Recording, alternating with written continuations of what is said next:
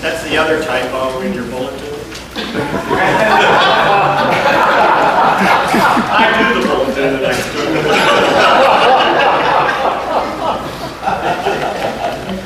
God's very forgiving, and so are you. Thank you.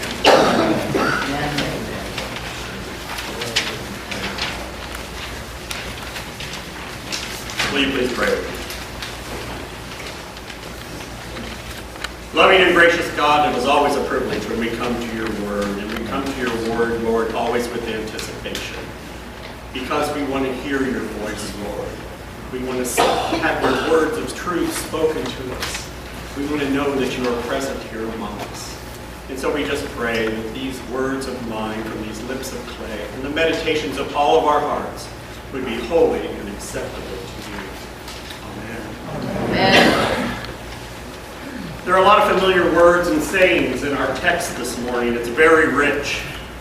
We hear, in my Father's house there are many dwelling places. Now we use this as a funeral promise to assure us that there's even a place for our cranky relative. And also the hope that by the time we get there, they won't be living so close. We hear, I am the way, the truth, and the life. No one comes to the Father except me. This has been used as that ultimate claim of Christian superiority in the nicest possible way. And we hear that in my name, if you ask anything, I will do it. And used as the ultimate prayer, charm, or spell guarantee.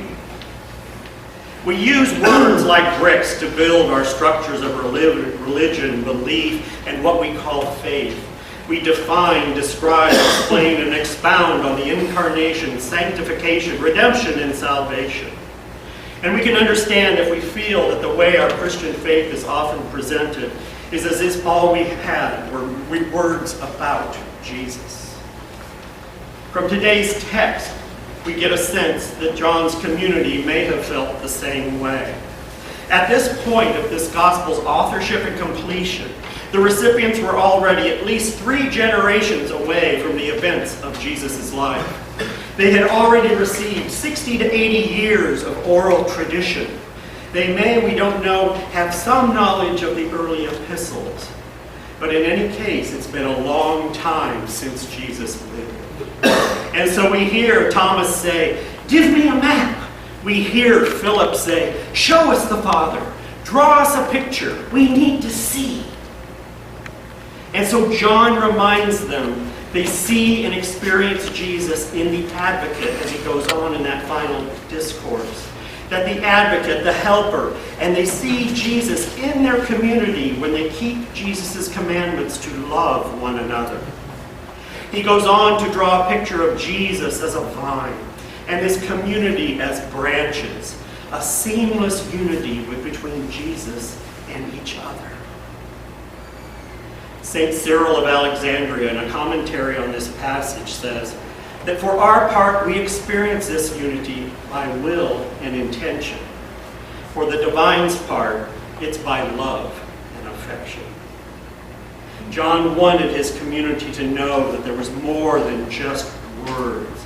They have Jesus in the experience of the walking, the doing, and being a community of love. And the life we live in that community is the picture of Jesus that we have. So we can go back and look at those same words we started with in light of our experiencing Jesus in community. The many mansions become more than a heavenly promise. It's a description of the breadth of how in Jesus the Father is experienced. Abundant, expansive grace and a promise never to be abandoned. The way, the truth, and the life, instead of being spiritual exclusion or spiritual technology that where we check off the boxes, becomes a statement of our spiritual being. It's our confession as Christians about Jesus, not something to saddle our Jewish and Muslim neighbors with. It means we endeavor to do as Jesus did, to walk as Jesus walked, to love as he loved, to forgive as he forgave. And then we hear and ask anything in my name. It's not a prompting for us to pray like St. Janis Joplin, Oh Lord, won't you buy us a Mercedes-Benz? Sorry,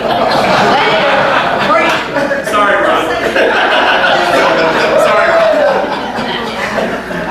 But when we live in unity and we share with the divine, our desires, what we ask for, are transformed. Jesus says, all of you, be like me, walk like me, do like me. That's how your works will surpass my works.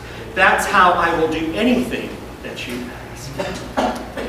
Brothers and sisters, it is my prayer this morning that we may increasingly move beyond the mere words of our faith to a greater and fuller experience of Jesus in the community of love we are endeavoring to create in this place, to the glory of God. Amen.